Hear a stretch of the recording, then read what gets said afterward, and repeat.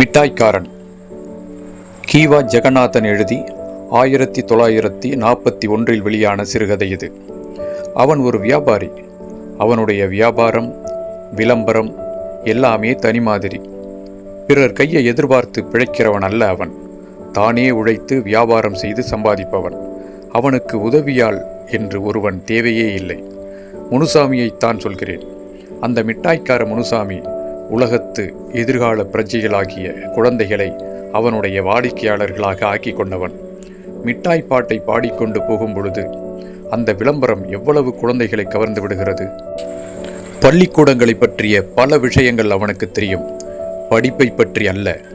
சங்கரன் செட்டியார் தெருவில் மேற்கே பார்த்திருக்கும் சிவப்பு பள்ளிக்கூடத்தில் 100 பிள்ளைகள் படிக்கிறார்கள். அவர்களிலே பெண் குழந்தைகளும் உண்டு என்று அவன் கணக்கு ஒப்பிப்பான். தன் சொந்த அனுபவத்தில் அவன் உணர்ந்தது இந்த சமாச்சாரம். சரியாக 9 மணிக்கு தன்னுடைய மிட்டாய் தட்டோடு பள்ளிக்கூடத்து வாசலில் வந்து நிற்பான். 10:30-11 மணி வரையில் வியாபாரம் நடக்கும். அப்பால் கொஞ்சம் வெளி வியாபாரத்தை கவனிக்க புறப்படுவான். வெயில் 108 டிகிரி உரை கட்டுமே. அவனுக்கு லட்சயமா என்ன? அவனுடைய மிட்டாய் உருகிவிட்டால் கூட அவனுடைய முயற்சி இலகாது. 1 மணி அடிப்பதற்கு 5 நிமிஷத்திற்கு முன் பள்ளிக்கூடத்து வாசலிலே மறுபடியும் பிரசன்னமாவான். குழந்தைகளுக்கு அது சாப்பாட்டு நேரம். 1 மணி முதல் 2 மணி வரையில் அவனுடைய வியாபாரம் மினுக்காக நடக்கும். 2:30 மணிக்கு மறுபடியும் நகர்வலம் வருவான். கிடைத்த மட்டும் லாபம் என்று தெரு தெருவாக சந்து சந்தாக வருவான். 4 மணி ஆகிவிட்டால் பள்ளிக்கூட வாசலிலே ஆஜராகிவிடுவான். பிள்ளைகள் 4:30 மணி அடித்ததும் பள்ளிக்கூட சிறையிலிருந்து வெளிவருவார்கள். போகிற போக்கில் வாயில் அடக்கி கொள்ள ஒரு வெங்காய மிட்டாயோ ஒரு தேங்காய் மிட்டாயோ வாங்குவார்கள். முனுசாமி ஒரு நாள் முழுவதும் ஒரே பள்ளிக்கூடத்தில் வியாபாரம் செய்வதும் உண்டு. ஒவ்வொரு வேலைக்கு ஒவ்வொரு பள்ளிக்கூடமாக முறை வைத்து போவதும் உண்டு. எப்படியோ சாயங்காலத்துக்குள் அவனுக்கு எட்டனா காசு எல்லாம் காசுதான். அதிலும் தம்பிடிகளே முக்கால்வாசி கிடைத்துவிடும். அதை கொண்டு போவான் வீட்டுக்கு. அந்த காலகட்டத்தில் இவையெல்லாம் 1000-2000 ரூபாய்க்கு இன்றைய காலத்துக்கு கணக்காகிவிடுகிறது. பள்ளி விடுமுறை என்றால் அவனுக்கு வியாபாரம் மந்தமாகும். அவனுக்கு அலைச்சல் அதிகமாக இருக்கும். வியாபாரத்திற்கு லீவு விட முடியாதே, வயிற்றுக்கு லீவு விட முடியுமா? பிச்சை சோற்றில் சனி புகுந்தாற் போல அவனுக்கு போட்டி உண்டாகிவிட்டது. முனுசாமி மிட்டாயை மாத்திரம் வியாபாரம் செய்வதில் பழைய லாபத்தை காணவில்லை. புதிய புதிய சரக்குகளை அவன் விற்கத் தொடங்கினான். கடலை உருண்டை, எள்ளுருண்டை, மாங்காய் கீற்று இவையெல்லாம் அவன் தட்டில் இடம் கொண்டன. ஞாயிற்றுக்கிழமைகளில் தன் வீட்டிலேயே ஒரு வாரத்திற்கு வேண்டிய மிட்டாய்களை செய்வான். அவன் மனைவி அதற்கு உதவி செய்வாள். அவள் 4 வீடுகளில் வாசல் பெருக்கியும் பாத்திரம் தேய்த்தும் மாசம் 4 ரூபாய் சம்பாதித்தாள். அக்காலத்தில் இன்று அது 10,000-15,000 தாண்டும். ஏதோ கூழோ கஞ்சியோ குடித்து இல்லற வாழ்க்கையை நடத்தி வந்தார்கள். அவர்களுடைய அன்புக்கு அடையாளமாக ஓர் ஆண் குழந்தை பிறந்து வளர்ந்தது. பள்ளிக்கூடங்களில் கோடை விடுமுறை தொடங்கிவிட்டது. 1.5 மாதம் அந்த கூடுகளில் குழந்தைகளின் சலசலப்பு சத்தம் கேளாது. அந்த இடத்தில் இருந்த அழகு ஜீவன் மறைந்து நின்றது. முனியனுடைய தோற்றமும் அதன் வாசலில் இல்லை. பள்ளிக்கூடம் இல்லாத இந்த மௌன நிலையை அவன் வெறுத்தான். குழந்தைகளுக்கு இந்த விடுமுறை தூக்கத்தை போன்ற ஒரு ஓய்வை கொடுத்தது. முனுசாமியோ மரணத்தை போன்ற ஓய்வாக எண்ணினான். நிச்சயமாக வாழ்க்கையில் குறிப்பிட்ட கண்டங்கள் விடுமுறை காலங்கள். மற்ற நாட்களெல்லாம் அவனுக்கு வேகமாக ஓடின. அந்த விடுமுறை நாட்களோ மெல்ல மெல்ல அடிவெடுத்து வைத்து அவனை பயமுறுத்தி கொண்டே இருந்தன. அந்த காலகட்டங்களில் வெயில் அதிகம், அவன் அலைச்சலும் அதிகம். சாயங்காலம் வீட்டுக்கு வரும்பொழுது அவன் உள்ளம் வதங்கி உடல் வதங்கி வருவான். எப்படியோ இந்த வருடம் கோடை விடுமுறை கழிந்துவிடும். இன்னும் ஒரு வாரந்தானே இருக்கிறது. எங்கேயாவது கடன் வாங்கி சர்க்கரையும் எள்ளும், கடலை மிட்டாய்களும் எள்ளு மிட்டாய்களும் மற்ற தின்பண்டங்களையும் செய்து வைத்து கொள்ள வேண்டும் என்று அவன் நினைத்தான். யார் பணம் கொடுப்பார்கள்? அவன் மனைவி தான் செய்யும் வீடுகளில் ஒரு வீட்டம்மாவிடம் 2 ரூபாய் வாங்கி கொண்டு வந்தாள். சர்க்கரை முதலிய சாமான்களை வாங்கி வந்து புது வருஷ வியாபாரத்திற்காக சரக்குகளை தயார் செய்து தொடங்கினான். குழந்தைக்கு 2 வயதாகிறது. எதை கண்டாலும் வாயில் போட்டு மதிப்பிடும் பருவம். அதற்கு அவனது மிட்டாயில் சிந்தினதை கூட கொடுக்க அவனுக்கு மனம் வரவில்லை. மிட்டாய் தின்னும் அந்தஸ்து அதற்கு இல்லை என்பது ஒரு காரணம். அதற்கு மேல் வேறொரு காரணமும் உண்டு. ஒரு நாள் கொடுத்து பழக்கம் பண்ணிவிட்டால் பிறகு தொந்தரவாகிவிடும் என்று அவன் சொல்லுவான். ஆனாலும் குழந்தைக்கு இந்த காரியங்களில் நியாய அநியாயங்கள் தெரியாது. அப்பா எனக்கு ஒரு மிட்டாய் என்று சினுங்கும் அந்த குழந்தை. ஒத்ததான் விழும் என்று சீறி விழுவான் முனுசாமி. மற்ற குழந்தைகளிடம் இனிமையாக பேசி வியாபாரம் செய்யும் அவனுக்கு தன் குழந்தையிடம் பிரியமாக பேச தெரியவில்லை. அவனுக்கு அந்த குழந்தைகள் வாடிக்கையாளர்கள். இந்த குழந்தையோ தன் அதிகாரத்திற்கு அடங்கியிருக்க வேண்டிய குட்டி அடிமை. அப்படி அவன் நினைத்தானோ இல்லையோ, அவனுடைய அன்றாடம் காட்சி பிழைப்பு அவனை அப்படி ஆக்கிவிட்டது. குழந்தைக்கு என்ன தெரியும், அதுங்க வல்லுன்னு உழுவுறிய என்றாள் மனைவி. ஓடி கழுத, இவனுக்கு மிட்டாய் இல்லாமல் தான் குறைஞ்சி போயிருச்சோ என்று உருமுவான். அடப்பாவி, குழந்தைக்கு கொடுக்காம என்னத்தை சேர்த்து வச்சிட்டோம் என்று அவள் மனதுக்குள் முனகுவாள். குழந்தை இருவருக்கும் இடையே நின்று கொண்டு அழும். அந்த குழந்தை அந்த அழுகை தாயின் வயிற்றை கலக்கும். தகப்பன் கண்ணில் தீப்பொறியை உண்டாக்கும். ஆனாலும் குழந்தையை அவன் அடிக்க மாட்டான். அவ்வளவு தூரம் முரடனாக அவன் இல்லை. அன்றைக்கு பள்ளிக்கூடம் திறக்கும் நாள். முனுசாமி காலையிலேயே சீக்கிரம் எழுந்து விட்டான். புது வருட பிறப்பு போல அன்று அவனுக்கு இருந்தது. அவன் தன் மிட்டாய் தட்டுக்கு வர்ண கடுதாசி வாங்கி ஒட்டி அழகு செய்திருந்தான். தான் பண்ணியிருந்த மிட்டாயிலிருந்து அந்த தட்டு நிறைய எடுத்து வைத்தான். சாமி, கடவுளே, இன்னைக்கு தான் ஆரம்பம், நல்லா விற்கணும் என்று திருநீரை அள்ளி இட்டு கொண்டான். தலையில் சும்மாடு கட்டி கொண்டான். சிறிய இரும்பு மணியை முதல் நாள் எடுத்து வைக்க மறந்திருந்தான். அதை எடுத்து தட்டுக்கு குங்குமமிட்டான். கொஞ்சம் கஞ்சியை குடித்துவிட்டு கை கழுவி கொண்டிருந்தான். அந்த நிமிடத்தில் குழந்தை மிட்டாய் தட்டுக்கு போய்விட்டது. அதிலிருந்து ஒரு மிட்டாயை எடுத்து ருசி பார்த்தது. முனுசாமி வந்து பார்த்தான். அட பாவி மகனே என்று சொல்லிக்கொண்டு அந்த இளம் குழந்தையின் கன்னத்தில் ஓங்கி ஒரு அறை அறைந்தான். அந்த தட்டை எடுத்துக்கொண்டு புறப்பட்டு போய்விட்டான். குழந்தை அங்கேயே சுருண்டு விழுந்து வீறிட்டு கத்தத் தொடங்கியது. வாயில் பாதியும் கையில் பாதியும் இருந்த மிட்டாய் அவன் அறைந்த அறையில் கீழே விழுந்து விட்டது. உயிர் துடிக்க துடிக்க அது கத்தி கொண்டிருந்தது.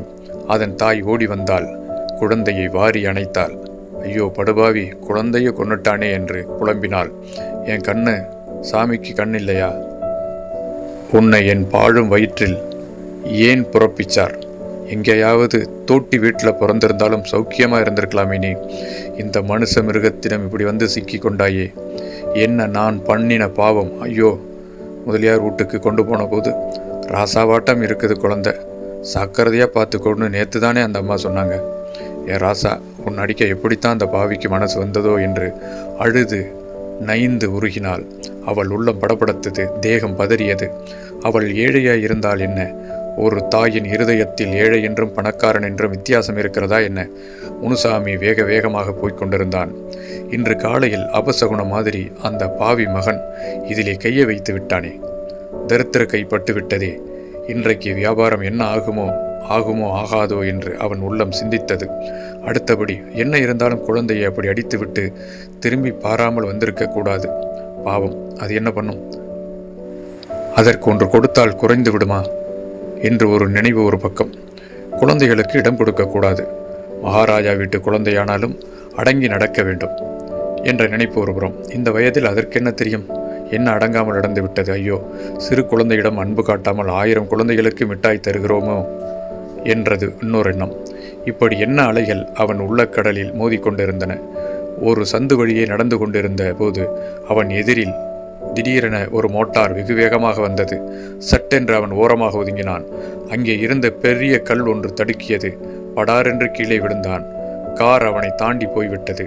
அவன் தலையில் இருந்த மிட்டாய் தட்டு பக்கத்தில் இருந்த சாக்கடையில் விழுந்தது. முண்டாசு ஒரு புறமும் மணி ஒரு புறமும் விழுந்தன. முனுசாமி எழுந்தான். கார்காரனை வாயில் வந்தபடி திட்டினான். முண்டாசையும் மணியையும் எடுத்தான். மிட்டாய் தட்டை பார்த்தான். மிட்டாய் அவ்வளவும் சாக்கடையில் விழுந்தது. தட்டை மாத்திரம் எடுத்தான். எந்த கல் தன்னை தடுத்ததோ அந்த கல்லில் உட்கார்ந்தான். நல்ல வேளையாக உடம்பில் காயமில்லை. ஆனால் அவன் உள்ளத்தில் காயம் பட்டது. தன் குழந்தைக்கு ஒரு துணுக்கு கூட கொடுக்காமல் காப்பாற்ற எண்ணிய மிட்டாய் அவ்வளவும் கண்முன்னே சாக்கடையில் கிடந்தன. அவற்றில் ஒரு துணுக்கு கூட பிரயோசனப்படாது. பேயறையாக அறைந்துவிட்டு குழந்தையை வீழ்த்திவிட்டு வந்தோமே. இங்கே கடவுள் அவனையே வீழ்த்தி விட்டாரே.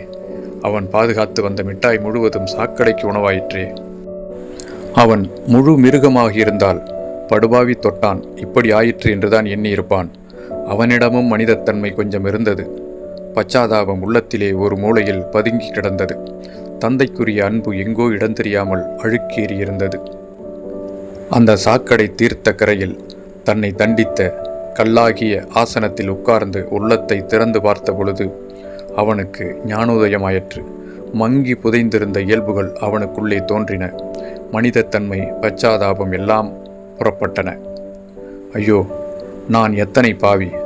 அந்த இளங்குழந்தையை அறைந்துவிட்டு வந்தேனே. நான் கொண்டு வந்த மிட்டாய் அவ்வளவும் இந்த சாக்கடையில் விழுந்து விட்டதே. இப்போது யாருக்கு என்ன பிரயோசனம்? அந்த குழந்தைக்கு கொடுத்திருந்தால் அந்த ஒன்றாவது உபயோகப்பட்டிருக்குமே.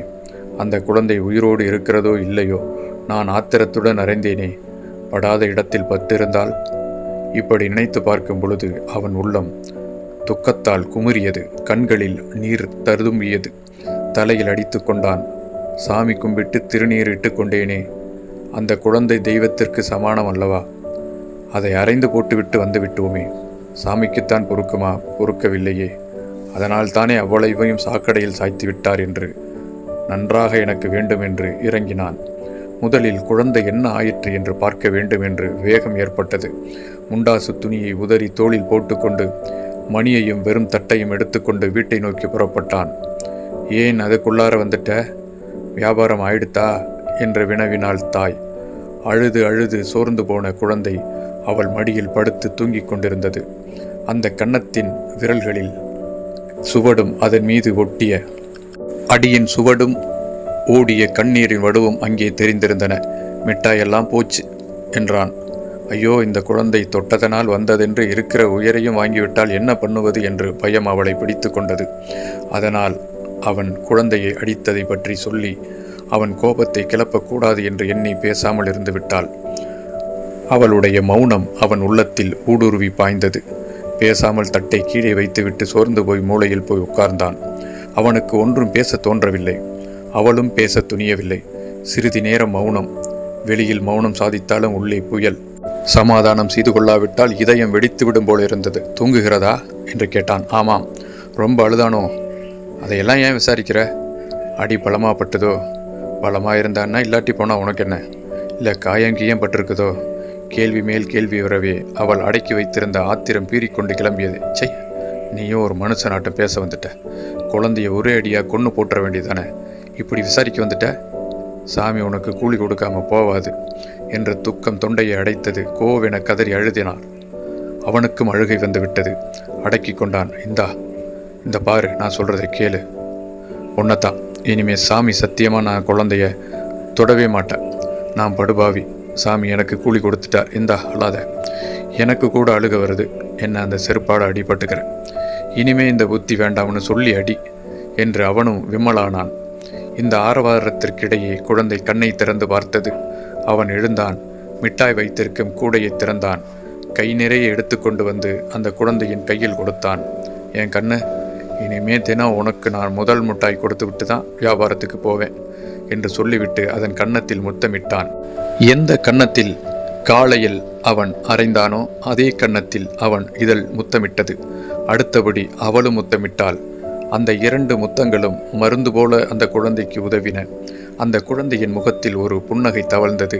கையில் இருந்த மிட்டாயை கடித்து கொண்டே தந்தையையும் தாயையும் மாறி மாறி பார்த்தது. என்ன தோன்றியதோ தெரியவில்லை. கழுக்கென சிரித்தது. சிரிக்கிறத பார் போக்கிரிப்பைய என்று சொல்லிக்கொண்டு அவன் ஒரு பெருமூச்சு விட்டான். அப்பாடி, இப்போது என்ன ஆறுதல், என்ன ஆனந்தம்!